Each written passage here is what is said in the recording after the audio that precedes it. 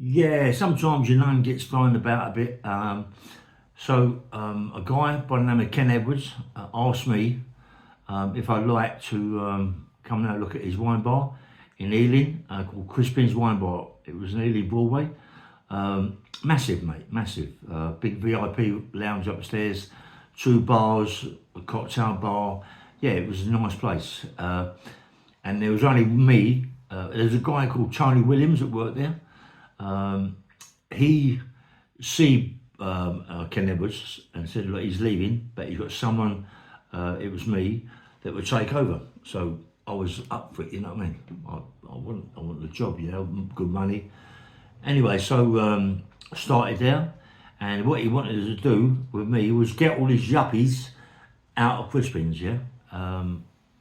Maybe just have a bottle of wine and just, you know, just stay with them one bottle all night. He wanted my people, my sort of people, to buy shorts, wine, and just have a good time, you know.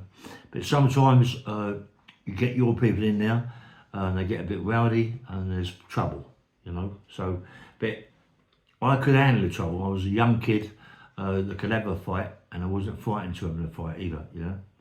Had a fantastic reputation, and that's what made it even better for me, you know, because people find out that you're on the door, they respect it better. But you do get the people that come in and cause more problems.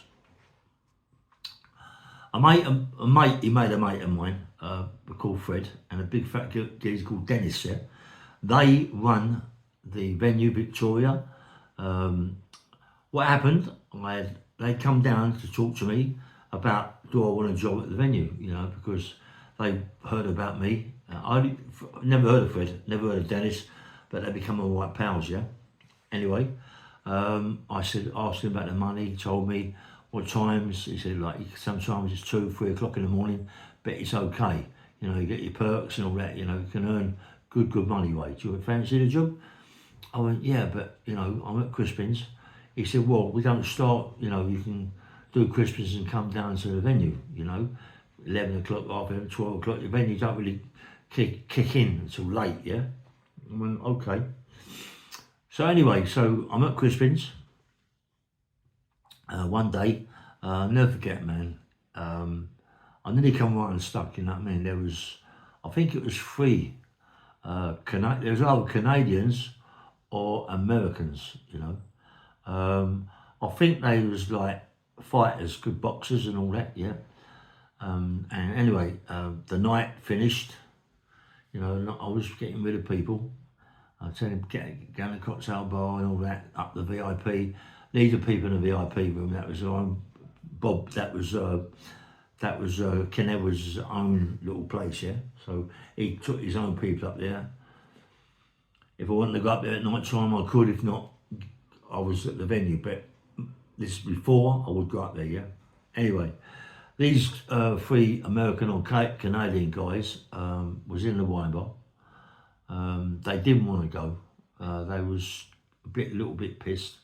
They was getting a bit rowdy. And I wanted them out of there, you know what I mean? So I tried to be nice. Then I tried to manhandle one of them, and Crash, mate, he's like proper fighter, proper boxer, you know. Bang, bang, mate. He hit me round the face about 5 or 6 times, you know. Before, you know, but they wasn't big. They might have middleweight, about middleweight. They wasn't like the size me, the size of I was a lump, you know.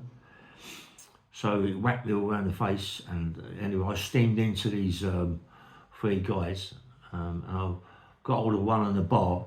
Have you ever seen these pub fights, yeah? The old-fashioned pub fights, when they get someone in the bar and they run them down the bar, you know, by the whole body, just push them down the bar and all the glasses and stuff go that way. That's what I'd done with him, but there wasn't no glasses on it because the barmaids were getting rid of all stuff, yeah. But there was a couple, and I took him down there, and but I had a terrible fight, you know, a really terrible fight with these 3 guys. I won the day. I got them out. They wouldn't want to come back and have another go, you know what I mean? Because it was a good fight, you know. But I won the day. They was good fighters. I think if they hadn't had a drink, if they hadn't been so pissed, I I might have come right unstuck, you know what I mean? But anyway, I got the job down Crispin's. Down the venue Victoria. So I was to go to Ealing Broadway Station, get a train to Victoria Station, get off of Victoria Road, get off of Victoria, walk up the stairs to Victoria Road, bump. There was a venue in front. It was an old cinema next door to a big jeweller shop, and I walked in there. Fred was at the door, and he said, "Look, come in." Introduced me to some people. Walked into the venue. They had a gig on there. I forget who was playing, but it was it was a bit loud. You know what I mean? It was just mad in there. Yeah. It was an old cinema. You had people. You had the above thing, the stairs above. I mean the chairs above it. But people weren't allowed up there, but only allowed downstairs. Yeah. But it was massive, mate. Really, really big. So.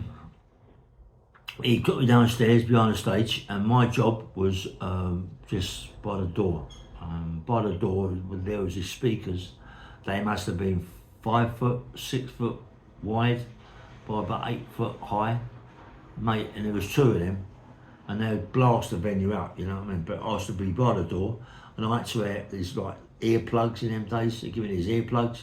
Noise was phenomenal. But I liked the venue. I liked it. There was a little bit of trouble. We used to get a little bit of trouble. But a lot of the bands that we had there, like people were just like hippified and that sort of thing. You know what I mean? And it was good. And one day, Fred said to me, "Come, I'm going to show you about the door. You're going to work the door today. Just turn the tickets as they come in, crash. And before you do all that, I'm going to walk you around the venue." Because you never see these people just come in tonight, but I want to show you who they are. And I met a girl called Barbara Dixon. I think it's Barbara Dickinson. She was the director of Virgin Records. And Richard Branson, and I couldn't believe it. Richard Branson was there, had a pair of jeans, pair of boots, and an old jumper. You'd never think he was malted up. But it wasn't Richard Branson that made Richard Branson. His dad was a barrister, and his dad was a Red Road judge at St Albans Crown Court. So very, very, he had them people around him, so he knew the law, they knew the law, and they'd help him out. They helped him out. That's where he got what he got. He wasn't a self-made man, yeah. But Fred showed me Barbara Dixon, showed me Richard Branson. I wasn't introduced to them at all, just, showed me them. He showed me a couple of more that was very hippified. A couple of guys had beards, moustaches and all that sort of thing, yeah. He just said to me, "Look, that lot there, they usually get in the crowd to get in, and they come in with a moody ticket, yeah. And you've got to check it. You've got to check the ticket to see if they're right. Not only have you got to check the ticket to see if they're right, but when people come up to the door and you rip the ticket and you give them half the ticket, yeah, right, there's no way, right, that you take the whole ticket, right, just let them in or whatever. You don't, there's a big fiddle there that you can earn a lot of money out of it, yeah. We all do it, right, you know what I mean? But when I'm on the door with you one day, I'll show you how to do it, but while you're on the door tonight, watch out for Richard Branson, Barbara Dixon, and a couple of other people that they got working with them who are going to try and catch you out, yeah? Anyway, so I never got caught out. I just, looked at the tickets and checked them all out. And when Richard Branson came up, I said, "No, mate, you can't come in." He went, "Oh, good boy," and walked in, yeah? Barbara Dixon, same thing. A couple of other guys, same. But you've got to be very careful. And this night, busy night. And Fred asked me after the door to go in to the venue. He said, "They might have trouble tonight, because we've got the Gap band in there tonight. Oops, outside your head." He said, "And they're going to get everybody at it. People will be dancing on the floor, like rowing and all that game." He says, "Ray, it's really good. They've been here before. It's unbelievable what they do, but you do get the people who are going to cause truck problems, so we've got to be on the ball here, yeah." So there was 8 of us in there that night, 8 of us. When you got a big band like that coming up, big Gap bands, we were on it, yeah.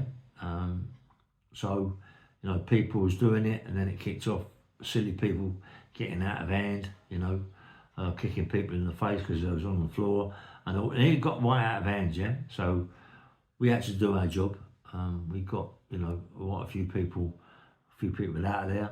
We hurt a few people, but it's like everything, isn't it? It's like if you walk in the door, it's not all roses, you know. You get hurt yourself, you know what I mean? It's easy to get hurt yourself. You can't be looking at everybody. That's why there was 8 of us, so we all watched each other's backs, yeah. And good night, mate. The Gap band, good. Oops, outside your head, you know. Do you want to dance? You know, all that crap. You know what I mean? But anyway, and I was getting good money, getting good money. But I lived then. I lived in Acton with my mum then. But Fred, my mate Fred, he lived in Hounslow. Dennis, they both lived in Hounslow. So when it finished, they would drive me home, yeah. I had a good job, mate. I loved my job. And, you know, one day I went in there and I met a guy called Freddie Mercury. I was on the door and I was, believe it, I was a lump, you know. I was big, 21 stone, solid, like really solid, powerful boy, yeah. YP come out, you know, big man. And I just had this white shirt on, and it was all like bulging out. My arms was all bulging out. I had it rolled up, you know, like I was huge, you know what I mean? And I walked up the foyer, because it used to be an old cinema. I walked up the foyer, and there's Barbara Dickinson talking with Freddie Mercury. And she said, come over, Freddie Mercury would like to talk to you. And I thought, hold up. I don't know who Freddie Mercury was. I didn't know at that time who he was, the band or nothing, yeah. But he was there. He wasn't there as a band that night. You had a lot of artists come there because it was a proper place to meet people, other artists, yeah. And this was early, you know, the early years. Anyway, so she introduced me to Freddie Mercury. Freddie Mercury was like in love with me. Seriously, he was in love with me, mate. He wouldn't leave me alone. He loved all my tattoos. Can I kiss on your tattoos? He was like, honestly, he was murder, mate. He followed me like a cat. You know what I mean? I swear, he just wouldn't leave me alone. In the end, I had to sort of like, you know, say, look, I'm not that sort of guy. I'm not that way inclined. You know what I mean? But he just liked the size of me. I feel like I could have got a job with him, but I didn't fancy it as such. You know what I mean? But me and Freddie got on really well. Freddie Mercury. He's in my book. He's in the book. I liked it in there. One day I was in there and I was in the foyer. And down the stairs, there's stairs by the foyer, goes down the stairs to the toilets as such, but the toilets now are big offices, yeah? And some guys come in, tooled up, come in to rob it. They just burst through the door, all gunned up, all masked up, to rob it, you know? And so me, Fred, another half-caste guy, you know, we just steamed into these guys. You know, I mean, I'm an arm robber myself, yeah. But when you're working there, your job is your job, yeah. So we never got them nicked or nothing like that. Whatever they had in them guns, it wasn't bullets, yeah. Anyway, we had a row with them. We took the guns off them and told them to just go, just leave, yeah. I'm going to check out, but, you know, it was a bad, I mean, really, in a way, when Richard Branson found out about it, he went a bit mad because he wanted these people nicked, yeah. When we told him what we'd done and we got the guns and all that, you know, he took the guns and whatever he done with them, I don't know, he might like give them to the old Bill, the flying squad or whatever, robbery squad, and maybe took fingerprints of it, but these guys had gloves on. So anyway, it's like, it was mad there, right? And one night, a band come, and it was Busta Blood Vessels. Is it Madness or Bad Manners? One of them two. I can't remember. The Bad Manners, I think it was. And mate, they were like mad. The roadies there was as mad as anything. Yeah. It was a mad night. A lot of guys come into the venue, mostly skinheads, yeah. Mostly, mate, all of them are skinheads, as it happens, you know. They come in like you wouldn't believe it, yeah. They come in as an army, mate. There was like literally so many of them, but you know, it was so packed you couldn't let them all in. Then they started coming in through the gate, the doors at the end, and we had to get in there and stop them coming through there. We had murders at the door, fights in the door, doors inside that lead out, you know. And we was having murders on the doors, stopping people. And it was packed. It was absolutely jam-packed solid, you know. And he was so good, Busta Blood Vessel, mate. He was like, he's good at what he does, yeah. He was good. He was getting all the crowd at it and everything, yeah. But what he never told us that one of his roadies are going to jump up. On the stage, and he had a chair on the stage. We didn't know, but the chair was made of bolster wood, yeah, and it was a proper chair. And one of these roadies are going to jump up on the stage and hit Busta Blood Vessel over the head with a chair, you know, as a gimmick, really. But it's going to kick off, isn't it? So this roadie jumps up on the stage. We was around the stage. We looked like trying to pull him off. He got past the pull off, went onto the stage, got his chair, whacked Busta Blood Vessel across the back of the nut. My mate Fred was up on the stage by the door. He ran across, knocked out his geezer, the roadie geezer. Busta Blood Vessel. I got Larry with my mate, Fred, and Fred can really have it, right? Fred's like, it Busta Blood Vessel just went mad, you know, like a lunatic, you know. And then Fred hit his Busta Blood Vessel on the chin, knocked him over. Now, there's about 9 of us down on the stage trying to stop the whole of this mad skinheads getting on the stage and trying to kill people, yeah? So we had to get everybody off the stage, through the door, Busta Blood Vessel, pull him out. We had to pull him out, the big fat cunt. Pull him out, right? Pulled him through the door and shut the door, and then it kicked off. We got out, me and my mates got through the stage door, you know, just about by the speakers. We got in, shut the door. We couldn't have done nothing. It was like pandemonium. It was mad in there, mate. It just kicked off. There was chairs, tables, things being thrown about all over the gaff. It was just a mad night, yeah? There was people getting stabbed. It was crazy. And so what happened, Barbara Dixon was at the stage door. Sorry, not stage. She was at the beginning of the venue, right?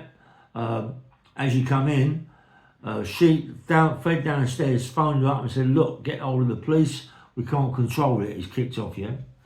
And they smashed it up, tables, big dinner tables. They smashed it to pieces, this little firm. And they went out into the foyer where Barbara Dixon was by herself with only people on the tills. They went out there causing murders, and then the police come. But when they come with about 2 or 3 handy in the car, you know, in the van, sorry. And it was no good, so they had to get back up, and loads come. And they pulled loads of people out there. Loads of people went out the back doors. And when they all went, I mean, they smashed the venue up. I mean, there's nothing we could have done. We couldn't have done nothing. Really got killed. We definitely 100% got killed, yeah? On the floor was a load of broomstick handles with knitting needles in them. How they got them in, I don't know. Must have burnt them, pushed them in.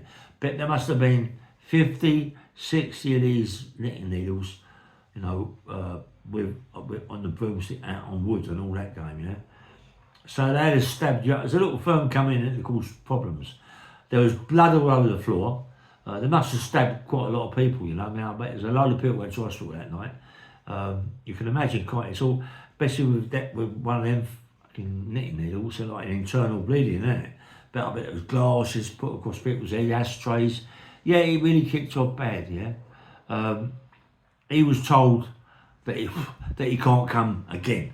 I don't think he got paid that night. I think they confiscated his money for not warning us about the bolster chair, because if they'd told us about it, we'd have been on top of the stage and to control it. You know, I mean, we don't want that. Someone hitting him across the back of the head with a bolster chair. You know, he's the artist. Everyone's come to see him, and anyway, that was it. So that was no. You know, he couldn't come again. He never got paid. Then one day there was a little group come in. Joe Early, I think it's called Joe Early. Like country and western sort of people, yeah. Big country and western people. Loads and loads of people come in, long hair, the acts, you know, you know. And this Joe Early was a bit of a nut. I think it was Canadian, and his roadies were all giants. They were all 6'4", 7. They was massive, big beards, and they was like powerful. You could see massive, yeah. All they done was smoke cigarettes. Didn't want them in there smoke anyway. So when they come downstairs to where we were in our little room before they went to the gig, we told them, you know, like, they try and keep it down, don't go too thin, and this, that, and the other. And this Joe Early was a bit nutty. He'd been drinking fucking cans of lagers for seems like forever. He was there, kept drinking. And when the gig actually finished, and people were like leaving, Barbara Dixon, she was always there, Barbara, and this other guy, like a manager sort of thing, come up to me and said, look, there's someone on the roof of the venue chucking beer cans down at the cars, you know, and he needs to come down, yeah. And luckily they weren't full beer cans, you know what I mean, they called more problem, but they were all empty beer cans, he's chucking down, bottles and all this, that, on traffic that was going down Victoria Road. But at that time of night, there was not a lot of traffic, but there's still traffic. And then people walking by, he's chucking all these things down. And it was like a fire staircase, but this one wasn't one of the big wide ones, it was quite narrow. We had to walk around in circles to it, get round and round.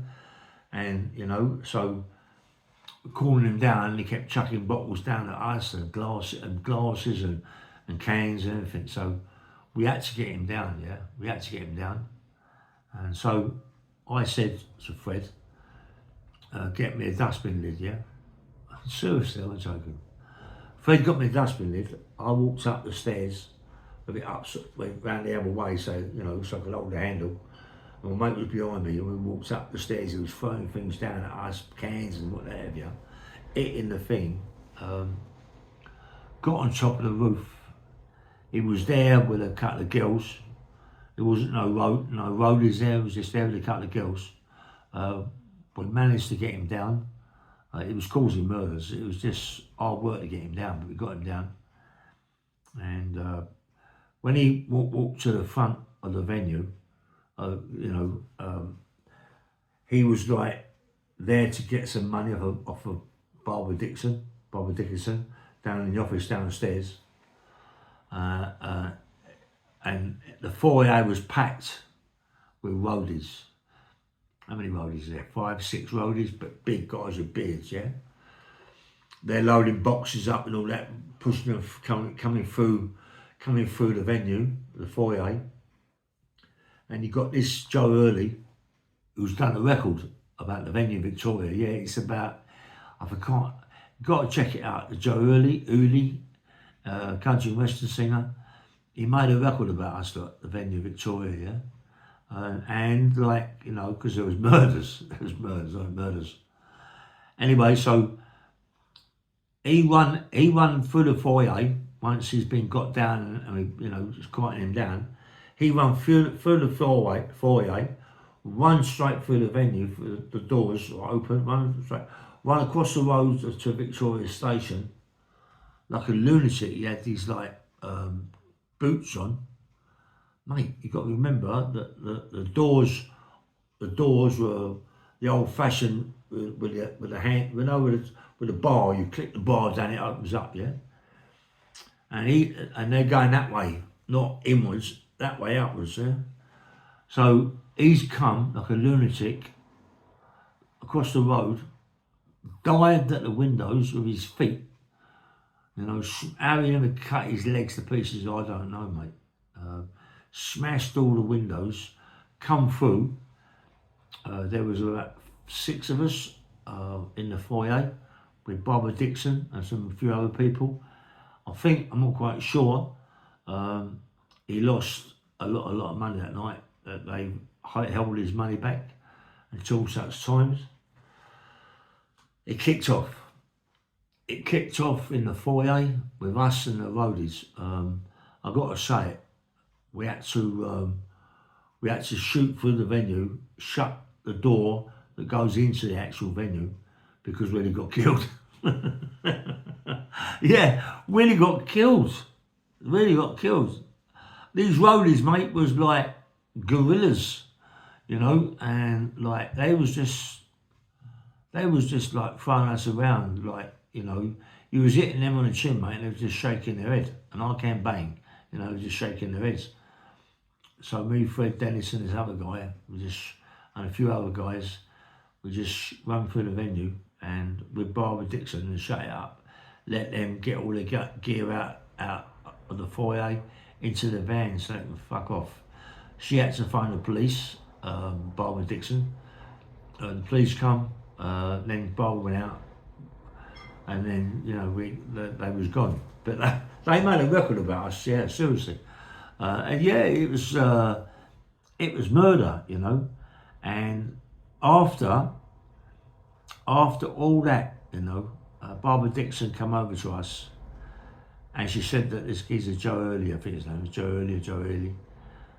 He, you know, he just sends his loves to us all. Thank you very much for a good night. He was a nut, mate. He was on something. I don't know what he was on. It wasn't coke, but whatever he was on, mate, it was like, made him like a lunatic, you know. But I had some good nights there, and I've had some mad nights there. I had a night there. I don't really want to say it on my channel, because it's in my book, and it's a good story, and I don't want it to come out now, yeah. It happens at the venue Victoria. I've done it on the podcast once, I think, but I don't want to say it again. I've been told not to say it again because I don't want to ruin a good story in my book, yeah. So anyway, so it was good in there, mate. Really, really good. And I met some guys. I forget the name of the group now. They come in. They were troublemakers from the off, yeah. They were troublemakers from the off. They got upstairs to the seated place up the circle upstairs, it's called, isn't it? The circle. They got upstairs and they started throwing all stuff down, chairs and whatever, yeah, all sorts of things, causing plenty of problems. This is a group, I don't forget the name. Me, Fred, Dennis, and all that went up there. Smashed them to fucking pieces, mate. We bashed them right up. They never even got to get on the stage. They was chucked out straight away. And that night, they come back. They come back with about, I don't know, 30, 40 people. They come back with all these black guys. But I don't know what they were, you know what I mean? They was all like long hair, lunatics, mate. And we had, Barbara Dixon had to call the police. I mean, they come in to cause murders. They come in to smash the venue up, The police must have been sick of the venue, mate, because they was always around there trying to protect us. There's no way we was on the door that we could have handled that. You can't handle that sort of thing. You've got to just let it go, you know what I mean? And they just come 30-handed, 30-handed. They come local. They come from local Burmese sides around that area. There's a group, black group, anybody know them? I don't know the name of them now. Forgot the name. But they come in to smash the venue up. No way could we have stopped them. No way. No way. It was just, I loved it. One night, there was a group on. It was quite good. It was quiet. Wasn't many people in there. And the lights kept flashing on and flashing off on the stage and this, that and the other. And, so Fred got hold of me. He said, listen, there's a guy over there got on the lighting desk. Can you go and sort him out, mate? He hasn't a light. He don't work with the lighting desk. He's just someone who just thought he could come over and start mucking about with the lights and flashing. This is going up, that's going up. I said, what goes to see him? I said, mate, you've got to stop this, you can't be doing it. And he had to go at me, told me to go away. I got round and tried to push him away. He hit me on the chin. It was like being hit by my little boy. I bashed him up, dragged him out onto the foyer, told Richard Branson was there, dragged him out in the foyer, and I went back into the venue, and I just said to my mates was on the doors there, get rid of him, he's fucking aggro, And all of a sudden, Richard Branson, he come into the venue. I was on the lighting desk sorting it all out, sorting the mess out what he'd done, Richard Branson came over to me, asked me what happened. I told him. He walked away. Within an hour, maybe more than that, police come in and fucking nick me for ABH and threats to this and threats to that, all sorts of charges.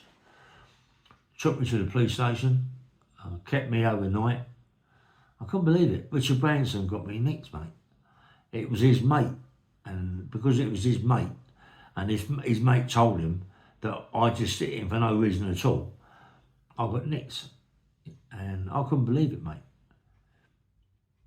Anyway, and when they let me out, and I went home, I was a bit pissed off, really pissed off.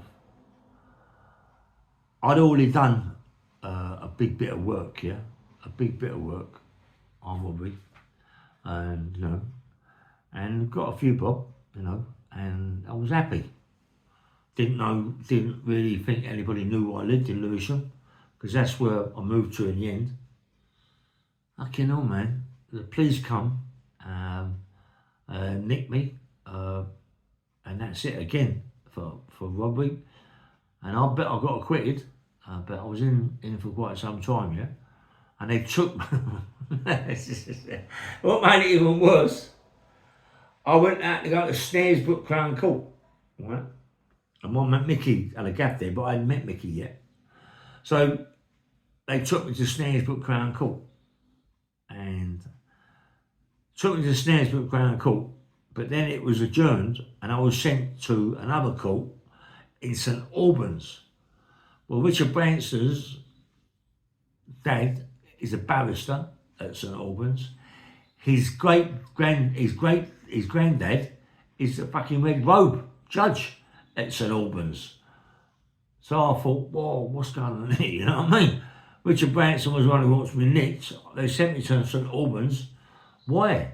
Because I was back in Snaresbrook, but they sent me to St Albans. When I got there, they put me in front of this judge.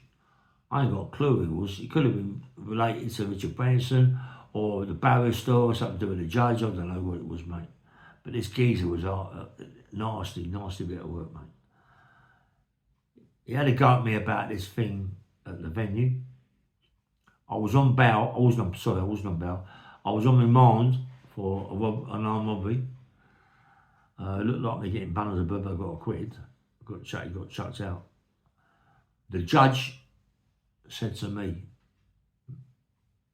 Mr. Hill, this is a serious charge. You did assault a member of the public very violently. I was quick right into it like a lunatic. He said, I want to sentence you to a custodial sentence, but I'm going to suspend it. I'm going to sentence you to 2.5 years, suspended for whatever. But I was on this other charge. So he gave me that because he knew that if I get guilty in his other charge, I'm only going to get a 12. You know what I mean? It didn't matter to me. But I was fighting it. He suspended sentence. But anyway, so he gave me this sentence. Yeah, I was gone. Went to court on the other charge. About a month later, at Snares, not Snares. Yeah, it was just not Snares, but where was it? It was anyway. So, and I got acquitted. And I thought, I lost the job at the venue, but there was a good story a bit else at the venue that I had. I lost the job at the venue. I was sick about losing that job. I loved the job. I got a lot of money, and that was it. My mate Fred, he's dead. Fred, rest his soul, rest in peace, mate. He was a big coke dealer, like in grams. Yeah, you can imagine, can't you? You know, he had that venue sorted. He would do 150 grams a night. You know, he was well respected, well known. Never, ever got a tug by the other people. No one. He was so clever the way he'd done it. They had people doing it, but he was serving loads of people up in there. You know what I mean? 10 raps, 12 raps, 20 raps. He was earning fortunes. I wish I'd have been involved, but I wasn't. Anyway, just as a bang bang whale, just a little bit. I'd like to know a bit more about it, but let's forget about it. Yeah, nice one.